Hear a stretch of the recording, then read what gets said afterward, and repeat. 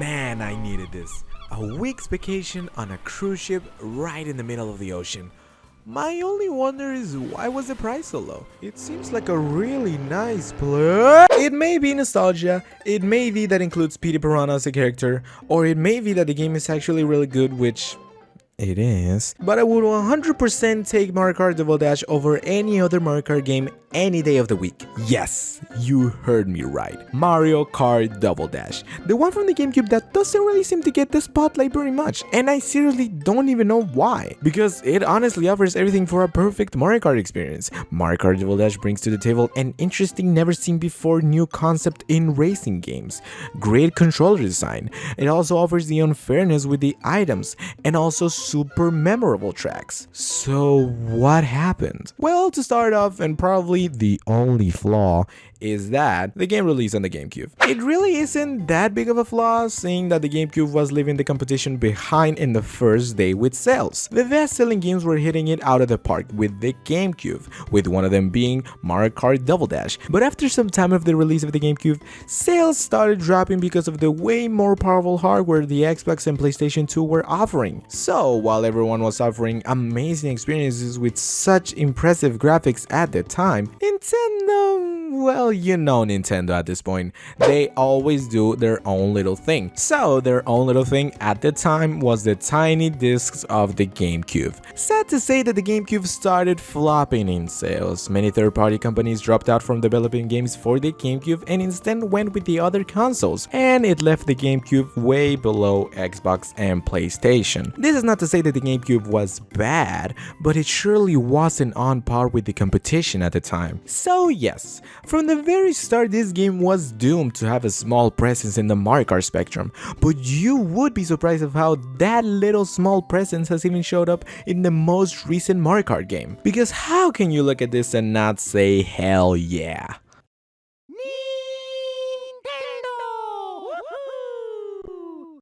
Hell yeah. In my opinion, Mario Kart Double Dash boils down to these three amazing factors that every single Mario Kart game has, but not as special as Mario Kart Double Dash. Number 1, a never seen before mechanic. The name for this game is not only for the aesthetic. The Double Dash refers to the new never seen before in racing games concept of having two racers at the same time on the kart. It sounds so weird when you actually say it though. How can two characters on the same vehicle be a thing on Mario Kart? But it surprisingly works. To start off, you can now make your combinations on the character selection. What I mean by this is that you can choose two characters instead of one. Of course, you can make the simple ones like Mario and Luigi, Toad and Toadette, Waluigi and Wario, but also have other ones that can make you truly question your existence. Like, I don't know, enemies to lovers, the Harambe incident, or literally breaking the fabric of space and time by pairing Mario with his baby version. How come people don't see the potential of this game, man? The roster for this game is truly amazing. No people dressed up like furries or pink golden versions of a certain character, and the only ones that kind of are a filler are actually here for a reason. You'll see what I mean by that in just a minute. But how come we didn't follow this pattern of adding resembling and actually importing characters into Mario Kart? And don't come at me and say that the roster for Mario Kart Deluxe is perfect, because look at how many spots are taken by filler characters. Compared to that to Mario Kart's Double Dash roster, and the number boils down to just 2. And it may even boil down to 0 in just a minute. So, because you can now choose 2 characters, the models of the carts needed to be reworked so they can fit 2 people. And the selection of cars has some really memorable ones, like the barrel train or the pipe cart or the Waluigi racer. These cars are not only an incredible design that screams, "Hey, I'm from Mario Kart," but the best part is, you can fit 2 people in here. But how did 2 people in the same cart affect the gameplay, you may ask? Well, you can now hold 2 items at once. Amazing, right? Alright, this new mechanic may not add that much gameplay wise. As I said, you get to hold 2 items at once because you have 2 characters. It makes sense. But I feel like this concept of having 2 people on a cart adds way more personality to the game. Watching one driving and focusing on getting those good turns on the track while the other one is defending with items and punching the other racers is just so fun. Also add to the fact that they can switch mid-driving. It's just so epic. epic. So, want to know how this mechanic gets even better? Multiplayer. Now, I don't know about you guys, but me personally, I have tons and tons of memories of playing this game in multiplayer. Because, as I've said, it is truly an impressive mechanic that Mario Kart Double Dash is offering. 2 people on the same kart. Now imagine if you and your partner get to share a kart instead of rivaling between each other. This Mario Kart is the only one that gives the feeling of actually teaming with the second player. Because sure, in other games you race in teams and see who gets the most amount of points at the end, but on Double Dash, looking at the non-divided screen and acknowledging that this one kart is actually 2 players is just insane. And it doesn't feel like one is more important than the other, because as I've said, the one on the back is the one responsible for throwing the items at a specific time, while the front one is driving and avoiding the items. So it suddenly becomes such a strategic game because maybe the front one has a special item, so they have to switch, and to do that they have to press the switch button at the same time. So the role for both players quickly turns 180 degrees. Mwah. Perfect design for multiplayer. So, have you gotten the idea for this game? 2 characters for just 1 card. Well, if you sit and think for a minute, if we have 8 places and there can be 2 players on just 1 card, wouldn't that mechanic open the possibility for 16 players to play? The answer is yes, yes bro, yeah. 8 teams of 2 gathering around to play on 4 local GameCubes racing around Rainbow Road sounds like the dream come true. It brings so much competitivity to the Mario Kart experience, and it's such a good way to add more people to play. Although I never play this mode, I can just feel how intense the matches can get with 15 more people. But wait, did you just hear what I said like, I don't know, 30 seconds ago? Let's roll back the tape.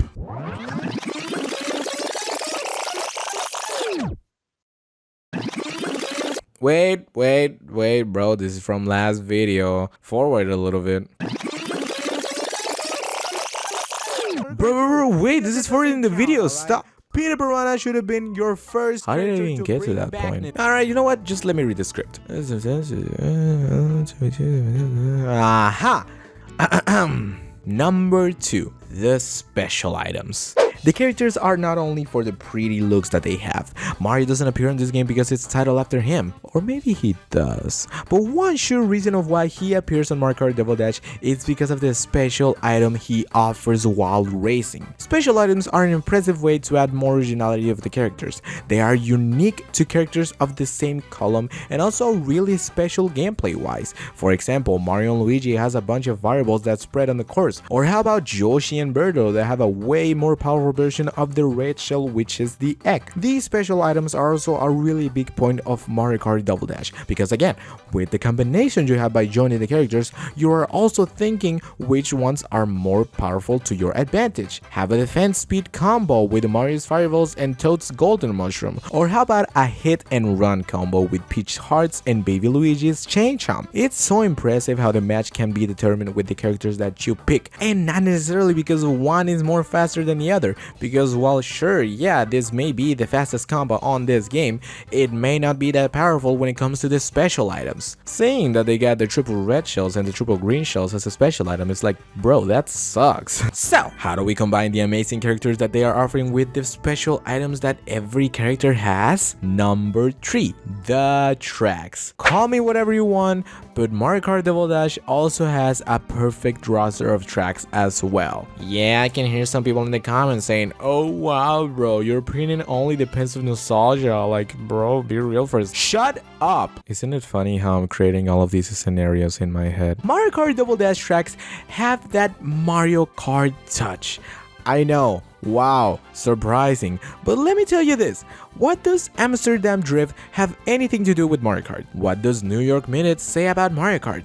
Those are just real places in the world. I'm not hating, but I'm just saying that it doesn't really feel like Mario Kart compared to Mario Kart Double Dash. And you got Luigi's Circuit, Wario's Coliseum, Bowser's Castle. Oh, but bro, you're not really setting the same example of tracks, you know? Oh, you mean that you want city tracks? How about Mushroom Bridge? Or how about Mushroom City? Those are city levels, but still have that touch of Mario Kart. Or how about Rainbow Road that has Mushroom City underneath? Or how about Dino Jungle? While at first it doesn't really resemble something from Mario until you take a look at the signs from Delfino Plaza and the little Easter egg being DK's volcano. That's something that I really adore about this game actually. That some of the tracks are connected and it adds more originality to the game itself because it doesn't feel like every track is on its own world with no connection to the other ones. You can see Daisy's Cruiser in many places, the Yoshi helicopter appearing in 2 courses, and as I've mentioned, the DK volcano appearing on Dino Jungle and Baby Park. To close this section, let me just give you my top 3 tracks. Coming at 3rd place we have Baby Park. This is the reason of why Baby Mario and Baby Luigi suddenly become an important character, because they gave us one of the most chaotic tracks in the Mario Kart saga. While it may look like a simple oval, with the special items it can become a true war zone. Bowser shells going around, sharp turns that you need to take, and bananas all around the place. At 2nd place we have Daisy's Cruiser. Although I don't really recommend you buying a ticket on here, it's such an interesting idea on how they transform this cruise ship into a racing track, and just the vibes that are on here are outstanding. And at 1st place we have Wario's Coliseum. Oh my god, this track is amazing, but also pretty long. With only 2 laps around this massive Coliseum, this track has gained the greatest and baddest opinion of people.